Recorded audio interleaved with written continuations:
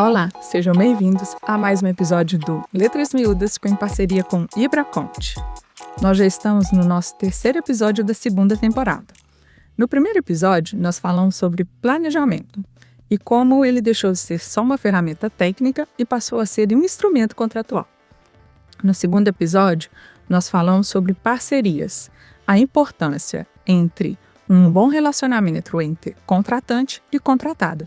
E agora, Bia, que vamos falar? Prazer, eu sou a Ilma, economista, especialista em gestão de contratos e apaixonada em desmistificar contratos de uma ferramenta burocrática para uma ferramenta simples para o nosso dia a dia. E eu sou a Bia, parceira da Ilma nessa jornada, sou advogada, diretora da CE, trabalho na Vale, tenho aí uma caminhada dentro da administração contratual e anti-claim aí que vai para mais de 20 anos. E a gente, mais uma vez, tá vendo esse projeto tão legal aí, levando para as pessoas um pouquinho do nosso conhecimento e também, dessa vez, com convidados para lá especiais. E a gente continua esse ciclo com uma pergunta que incomoda. Se o contrato é mesmo tão importante, por que tantos contratos ainda não funcionam na prática? Eu tô aqui com o nosso convidado, surpresa, não sei se já tá aparecendo no vídeo. E a gente vai, para brilhantar aí essa conversa, trazer um tempero muito gostoso e a gente, sair daqui um pouquinho mais antifrágil, dando um spoiler. Né, Vitor? E porque uma coisa é estruturar contrato, outra totalmente diferente é estruturar um contrato que funciona no dia a dia da operação. E é exatamente sobre isso que a gente vai falar, com trazer projetos inteligentes, antifrágeis. E porque contrato bom não é de fato mais complexo. É o que continua funcionando quando o projeto começa, né? E para essa conversa a gente trouxe alguém que vive esse desafio na prática. O Vitor, ele é líder de governança e riscos de geotecnia na Vale Base Metals. É líder global, na Vale Base Metals. Tem uma trajetória muito interessante na área de contratos e projetos, estruturação de áreas, passando pela Deloitte, MRN, RET, e tem uma vivência muito forte nessa interface de governança, de estruturação, dessa perspicácia aí de trazer o melhor, a melhor estratégia, a melhor performance para a companhia. E ele faz isso com primor. Além do mais, a cereja do bolo é o autoliderança antifrágil, que nos ajuda no dia a dia a estruturar os nossos projetos de vida. Que sem eles, no caminho certo, assim, se a gente não tiver uma visibilidade do que a gente quer de fato para a nossa carreira, para a nossa vida pessoal, a gente não, com muita dificuldade, a gente consegue ultrapassar algumas barreiras. Vitor, seja muito bem-vindo ao Letras Miúdas. E fica à vontade para falar um pouquinho sobre você. Não. Estamos muito felizes com você aqui. Depois você me passa esse resumo que você fez de mim, que eu gostei, hein? Eu me impressionei comigo mesmo. Obrigado pela receptividade extremamente gentil. É um prazer estar aqui, pessoal. E que honra poder estar com vocês já no início dessa nova temporada aí, terceiro episódio, Vocês falar. E obrigado pelo convite, muito bom conversar sobre gestão de contratos, mas, como eu digo, autoliderança antifrágil. Eu escrevi ela e muita gente me pergunta assim, mas você é engenheiro, por que você escreveu um livro de desenvolvimento pessoal? E eu sempre respondo, porque no fim do dia a gente senta e não fala dos projetos, da cota, a gente não fala do offset que a gente teria que fazer ou da cláusula tal, a gente fala de pessoas. A gente cita o que a gente passou, com quem a gente conversou, as interfaces que a gente fez. Um projeto só funciona bem e um contrato só é bem gerido se as pessoas estiverem por trás fazendo direito, certo? Então é por isso que eu escrevi esse livro. Então, você já me apresentou, não tem mais que me apresentar, é um prazer, vamos embora para bate-papo. Então, Vitor, já que você já chamou para conversa, vamos direto ao ponto aqui, Por que você acha que contratos bem elaborados ainda falham na execução? Uau. A resposta eu acho que está até na minha introdução do que eu acho, pessoas. Porque assim, o que eu vejo? O Chesterton, eu adoro ler os livros do Chesterton, e ele fala assim, ó, tudo aquilo que é digno de se ter e se criar, tem uma porção de dificuldade e de dor. E quando chega esse momento da dificuldade e da dor, é onde há a ruptura. E nós, seres humanos, somos capazes de criar sistemas para passar desse ponto de ruptura e manter a consistência, porque o que é digno de ter, lá na frente, vale a dor. Vale as dificuldades. Então, eu acho muito legal isso, porque depois ele conclui assim, todos os contratos humanos foram criados com esse princípio. Então, acho assim, por que contratos bem elaborados falham? Porque em algum momento a gente ouve dá muito mais voz para ruptura nesses relacionamentos do que para o sistema em si de longo prazo, que vale a pena passar, sabe? E assim, se você não, né, trocando em miúdos, aí você falou tão legal, tão bonito, mas deixa eu traduzir. Não, trocando em miúdos, eu acho assim que a gente precisa de se interessar pela jornada, né? Não basta eu fazer um contrato muito bem estruturado, né? Se quem tá lá na execução não está letrado naquele contrato, né? Então, eu acho que assim, podia ser um contrato mais lindo, assim, né? Standard, com todas as cláusulas muito amarradas, escopo perfeito. Não sei nem se isso é possível, mas realmente se as pessoas não estiverem prontas para aquilo, né? Desde, né, pensando no movimento top-down ali, tiver, né, essa liderança que estimula as pessoas a fazerem um bom trabalho, realmente não vai sair, né? E o que a gente falou no segundo episódio, né? De relacionamento. Supplier collaboration, as pessoas têm que colaborar, tem que ter interação entre a execução, o que está fechando o contrato, o que está escrevendo, porque eu escrevo uma coisa, o que vai executar é outra, o que vai comprar é outro. Se não tiver as pessoas se relacionando, exatamente, vai sair. Eu acho que o contrato é isso, né? Ele vem com a ideia de preservar as interfaces. E as pessoas precisam respeitar o que o contrato preserva. Sim. E muitas vezes a gente ignora. Aí eu acho que a gente começa a causar algumas fissuras naquele sistema do contrato que se propôs a colocar como proteção. E pensando assim, nesse complexo, né? Nessa realidade que a gente tenta fazer com que ela seja o mais perfeito possível dentro das imperfeições, né? O que você acha que seriam contratos inteligentes, assim, pensando em toda essa estrutura, desde a pré-contratação, que você manda super bem, né? Inclusive já liderou na MRN, né, a área de pré-contratação, e eu aprendi demais. Nossa, sem dúvida foi num período assim que agregou muito para minha carreira, né, também como pessoa. Mas fala um pouco aí, gente, sobre isso, assim, o que lá antes quando no campo das ideias ainda, né? Eu tô pensando em algum escopo, tenho uma dor, uma necessidade, e até o fim do contrato, o que vocês acham aí de... Tem um livro recente, 2021, logo depois da pandemia, que é Como Fazer Grandes Coisas. Recomendo todo mundo ler. É um livro sobre grandes projetos de engenharia e fatores de sucesso nesses grandes projetos. Ele fala, inclusive, como é que é o nome? Aquela de Sydney, a ópera de Sydney. Santas. E aí ele mostra projetos que foram um fracasso e hoje é visto como que deu certo. A ópera de Sydney lá, por exemplo, é um exemplo desse. Foi um fracasso no processo. Mas hoje você olha e fala assim, pô, que obra. E o Empire State, que foi um sucesso na execução. E hoje também é um sucesso. Então, é muito legal, eu recomendo. E aí, quando você me pergunta esse tipo de coisa, eu gosto muito de dividir contrato. Na pré-contratação, eu pensava muito nisso. Contrato, para mim, ele são 3 fatores que poucas pessoas falam, que é o processo, os valores / critérios e o objetivo. As pessoas falam objetivo. Já percebeu? Qual que é o meu objetivo? E aí é isso que ele fala no livro Como Fazer Grandes Coisas. Planejar de trás para frente. Partir do objetivo e ir quebrando. Mas quebrando onde? Passando pelos critérios e valores que você precisa para aquele objetivo e quais os processos para você estar preso aos valores e critérios.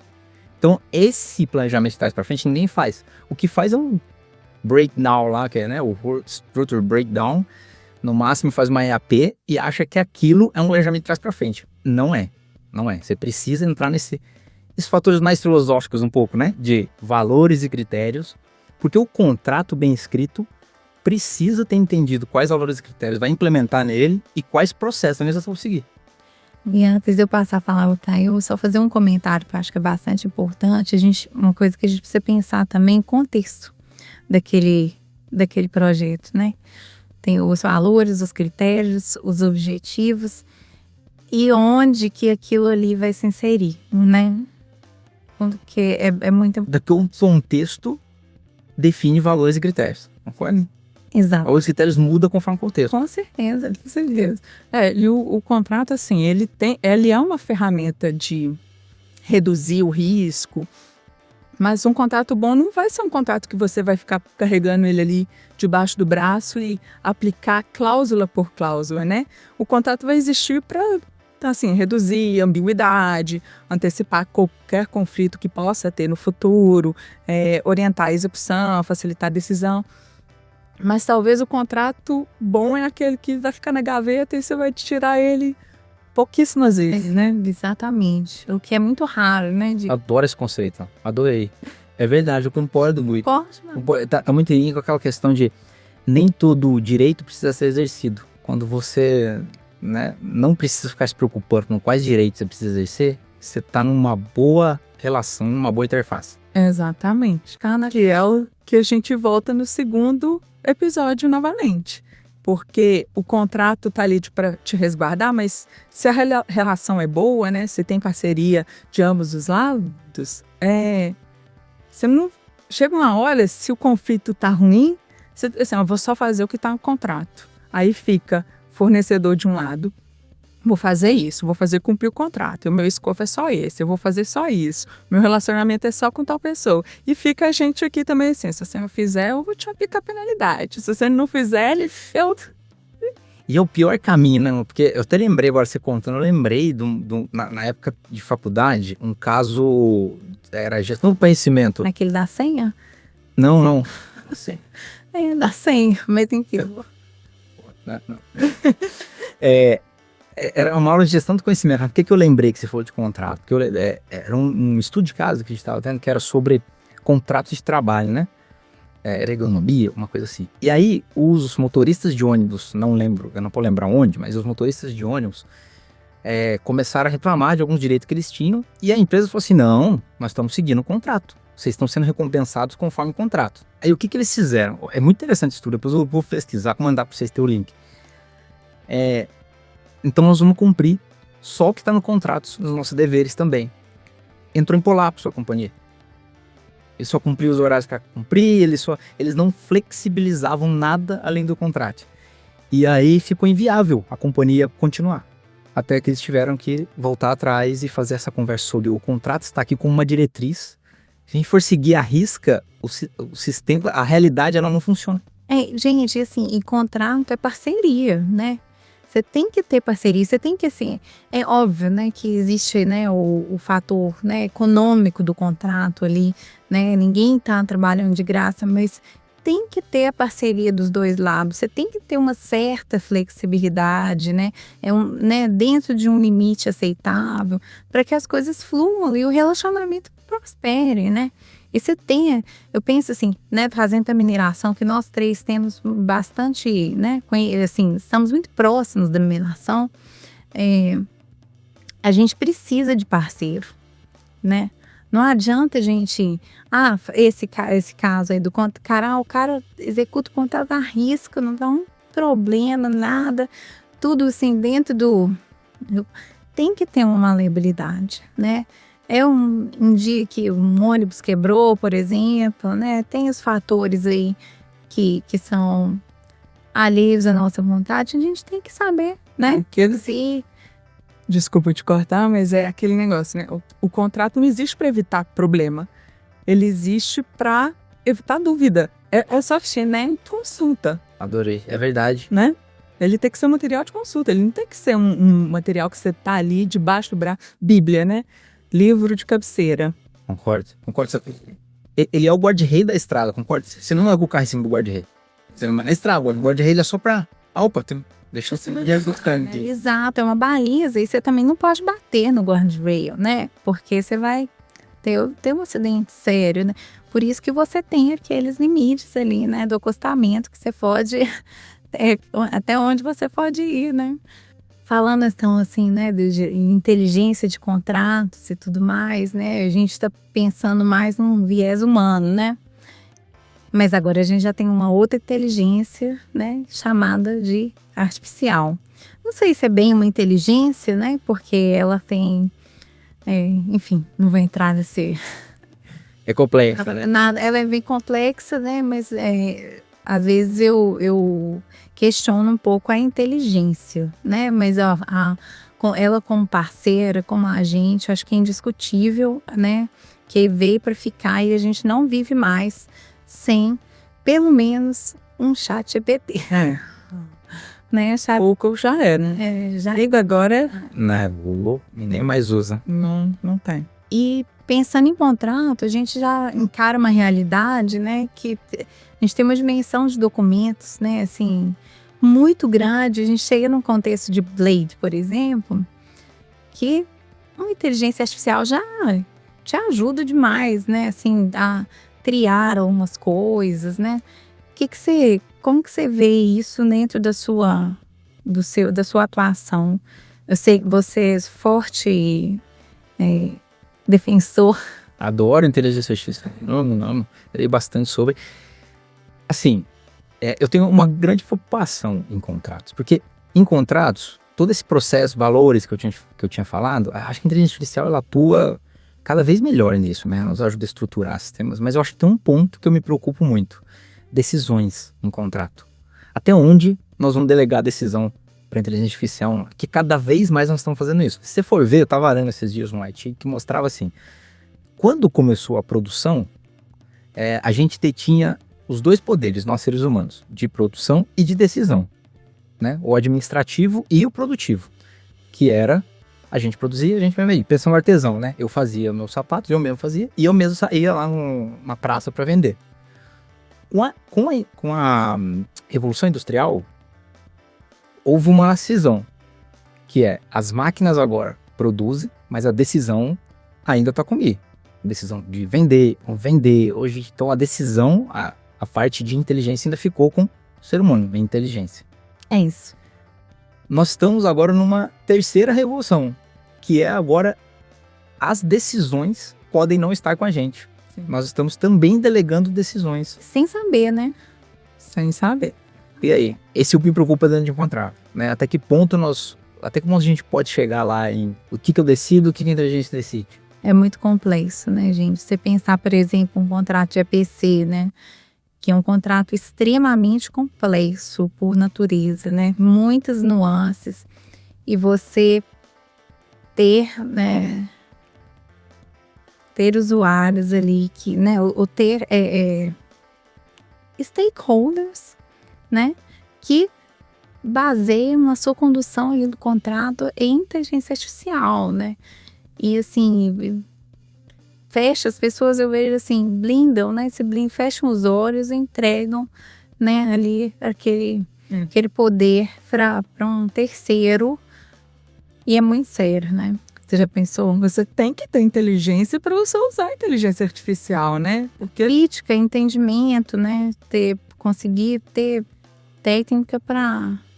talvez delegar, né? Porque se você não delegar bem feito também para a inteligência artificial, a gente vai voltar nos problemas que a gente tinha lá no passado. Se for falar de contrato, né? Que a gente usava Ctrl+C e Ctrl+V de um contrato antigo, aí pegava um contrato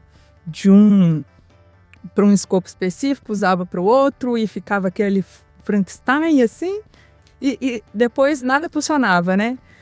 E assim, os problemas passados, eles se repetem hoje na inteligência artificial, mas de uma forma diferente. Exato. Mas no fundo, os erros são os mesmos. Interessante ponto, é verdade.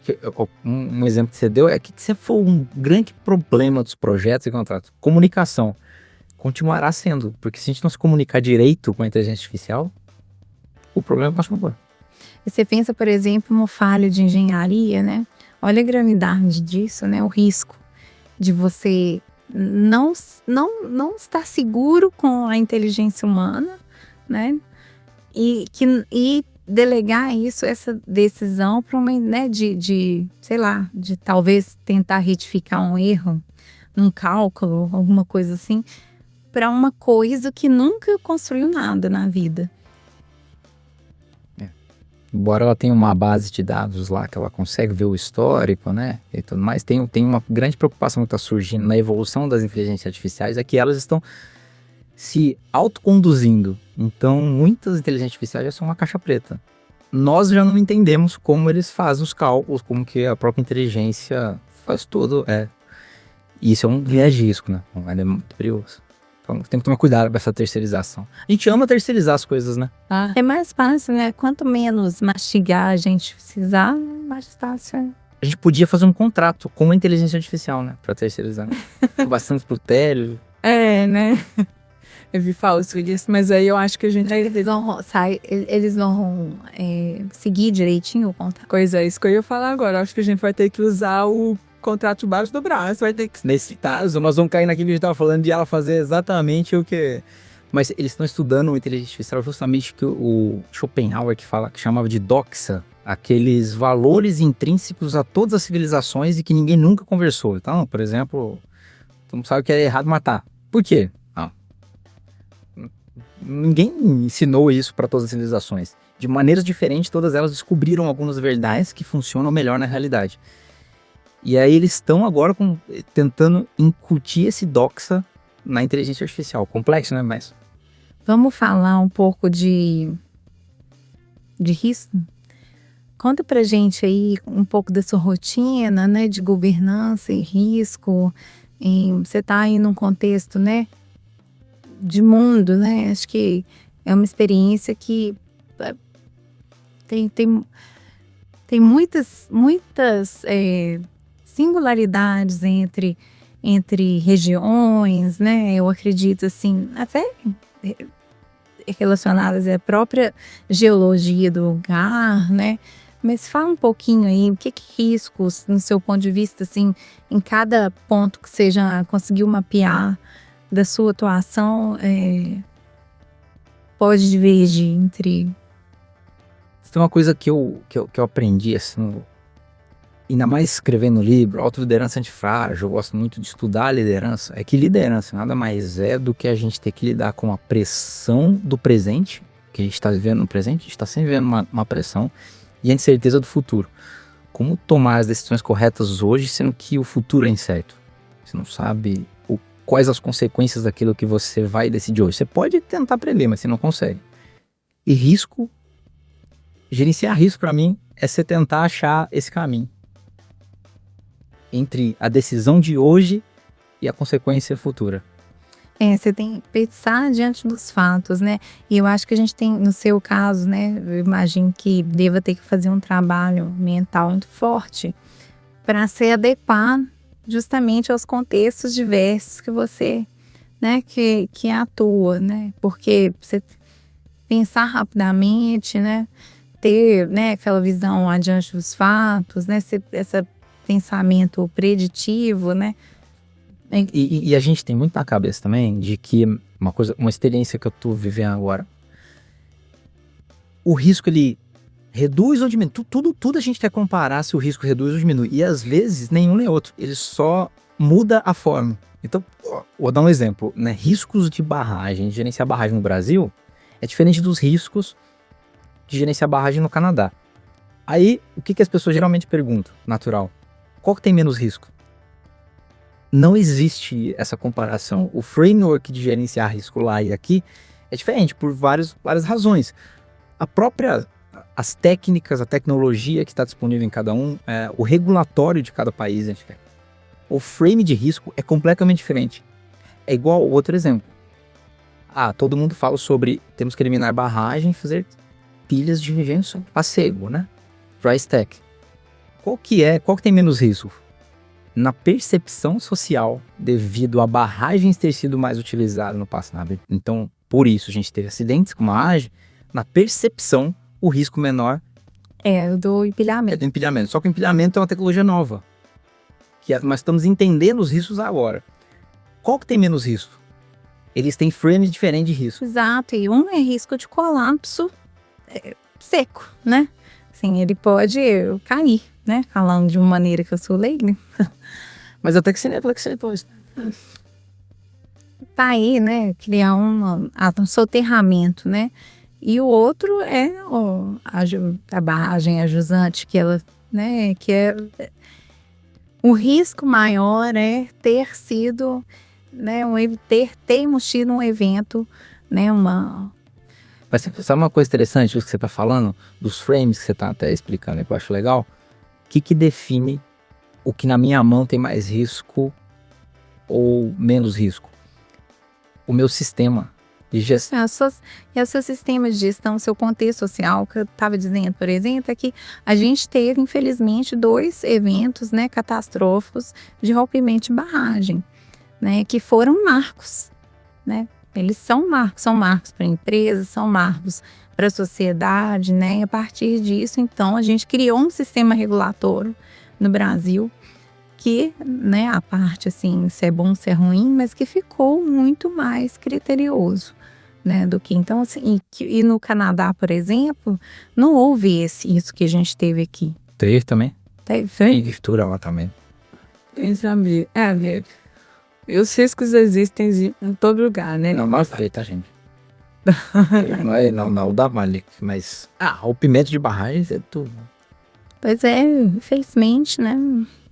E, gente, a gente, né, viu aí que o contrato, ele é um instrumento dinâmico, né? Ele é orgânico, ele precisa estar dentro do contexto, né?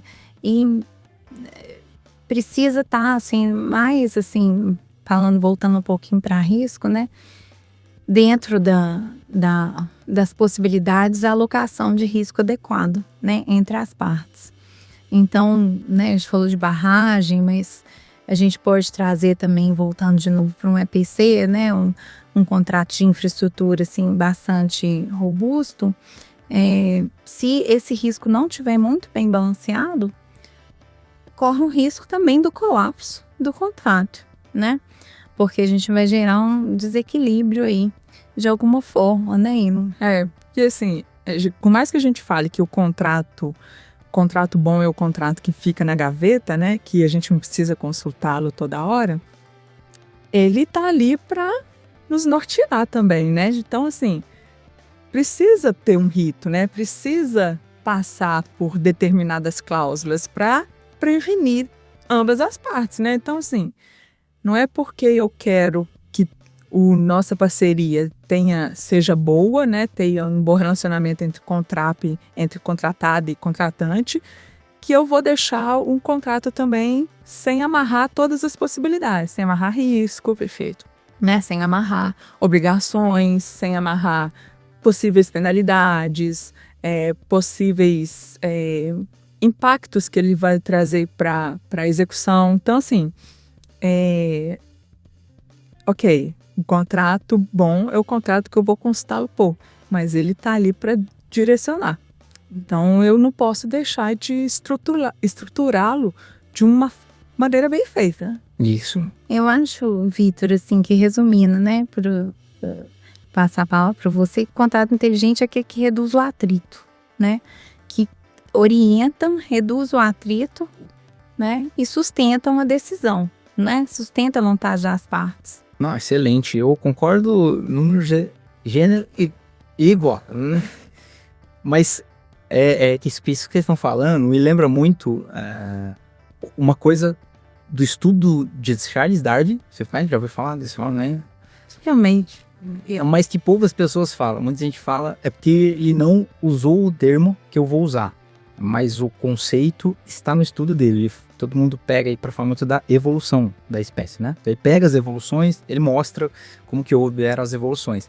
Mas dentro do estudo dele, ele mostra algo muito legal. Eu não li o estudo dele todo, galera, se perguntem, mas eu já li muito artigo falando sobre, que é a coevolução.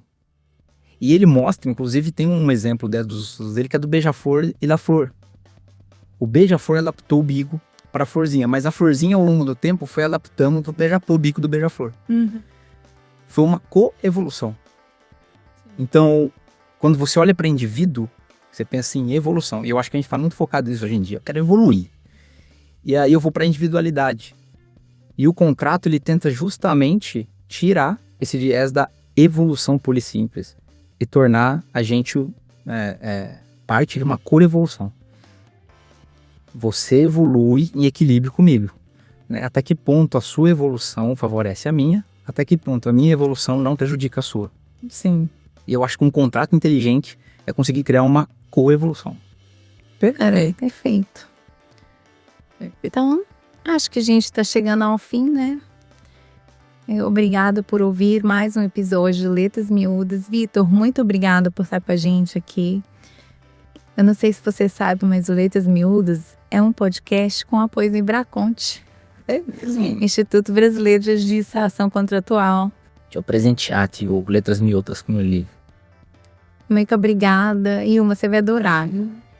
Realmente, assim, importante, assim, os exercícios que ele traz. Parabéns, viu?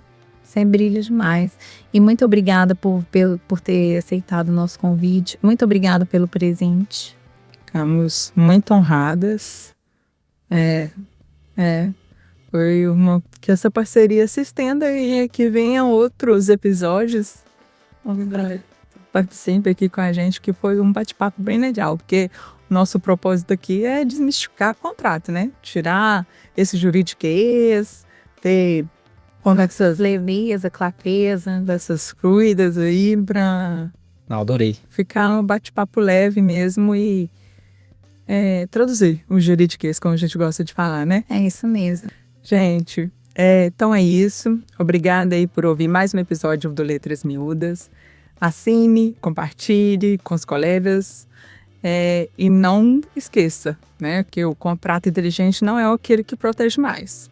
É o que faz o projeto funcionar melhor. E é o que a gente sempre fala, né, gente? 1, 2, 3 e... Porque contrato bom não grita, mas também não engana.